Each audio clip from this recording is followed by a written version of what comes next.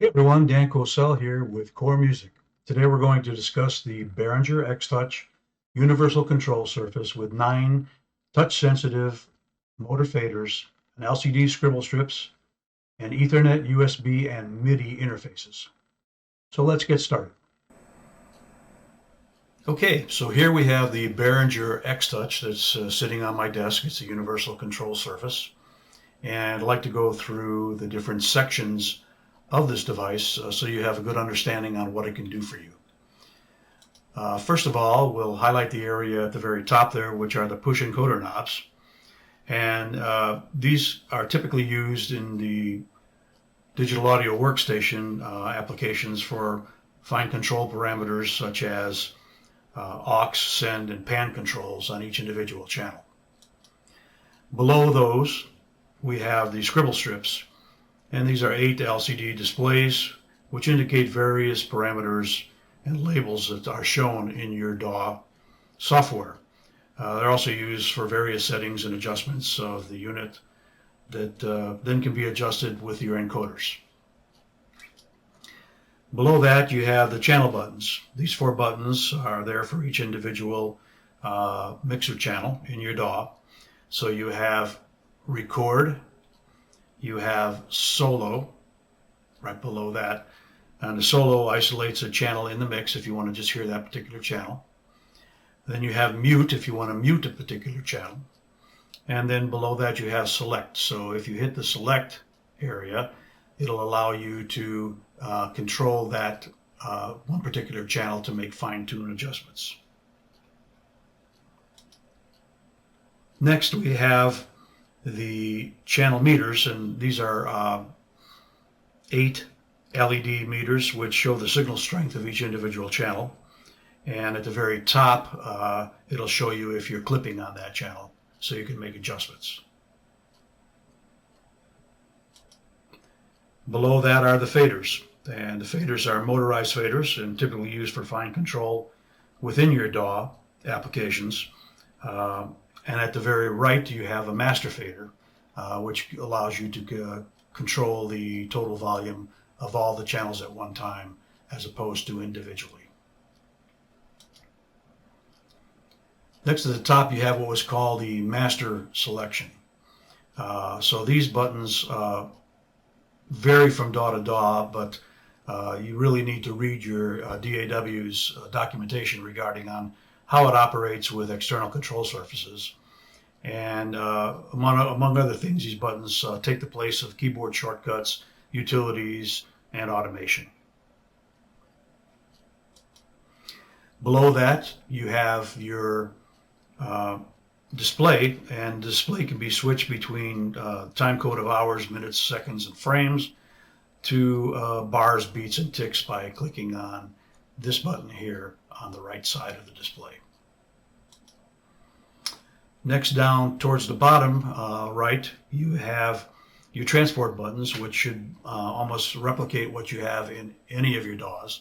So you have a rewind, a fast forward, a stop, a play, and a record button to mimic what you have inside your DAW. Okay, then you have the fader bank channels, which essentially allows you to take your 8 channels, and by clicking on this button here, it would show you channel 9 through 16, and you can just keep going in banks of 8. And if you want to go channel by channel, you can just hit the button here, left or right, to go backwards, forwards between channels, or go in banks of 8 with the top 2 buttons, left or right, down or up. Then you have your jog shuttle button. This wheel is used for, mainly in editing when you're in your DAW, and it allows you to, move very slowly or move to a specific location to make some kind of adjustment that you need to make in your DAW. Then you have the navigation button, which allows you to navigate up and down, left and right, and zoom within your DAW screen. On the back side of the controller, you have your AC plug-in, your on and off power switch, your remote, for Ethernet control, to add USB hub devices. If you want to tie it to another one of these or another something by Behringer to control. You have USB MIDI to your computer. So this will be the one that actually controls, sends everything from this unit and ties it to your computer back and forth. Then you have MIDI out and in. And for foot switch control, if you use foot switch control for expression paddles or any other start, stop, you can have a foot switch that you can buy from Behringer to work with this unit here. You would plug them in accordingly to the correct spot.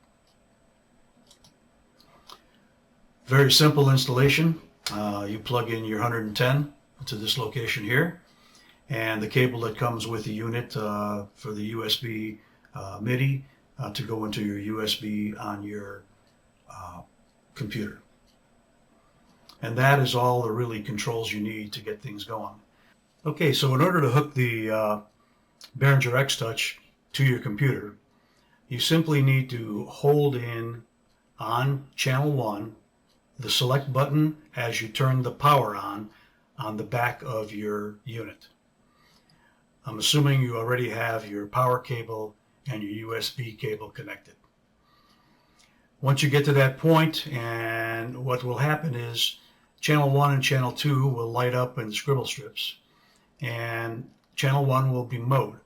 So what you want to do is you want to rotate your knob here until you get the MC for Mackie control, or HUI if you need HUI, and then you would move to channel 2, and depending on what your interface is, whether it's USB, MIDI, or network, you can set that up, and mine is connected to the USB. Okay, so once you have those two set, you click on the select button again, and that'll save these settings within the controller itself. And the next step then is to hook it up to your DAW, and that's what we'll show you next. All right, so now we're in our DAW, and this happens to be Cubase 13 Pro, and I've tested this out with Cubase 9.5 Pro, 11 Pro, and 13 Pro, and it seems to work very well with all three of them. So the first thing what we want to do is go to our studio up here, and then go to Studio Setup, and under Devices we want to click on Mackie Control. Now if Mackie Control doesn't show up here, you can just go to Add a Device from the pull down menu and click Mackie Control. And now I'll have two of them here, but I'm going to just eliminate that one.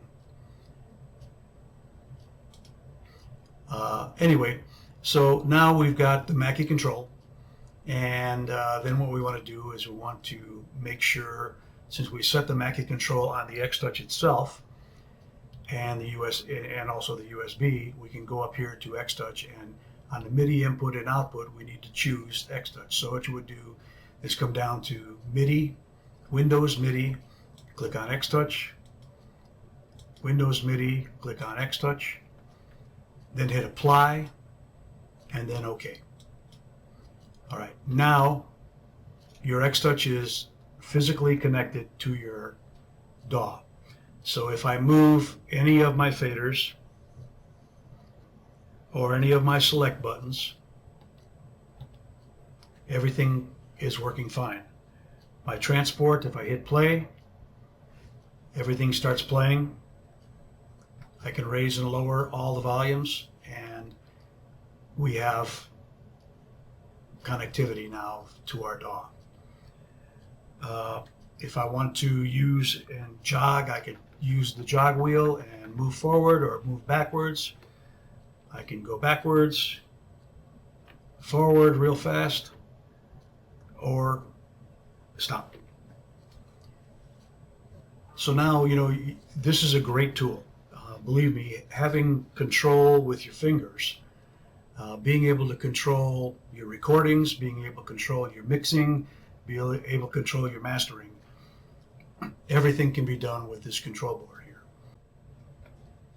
Well, everyone, I hope you enjoyed this tutorial on using the Behringer X-Touch with Cubase.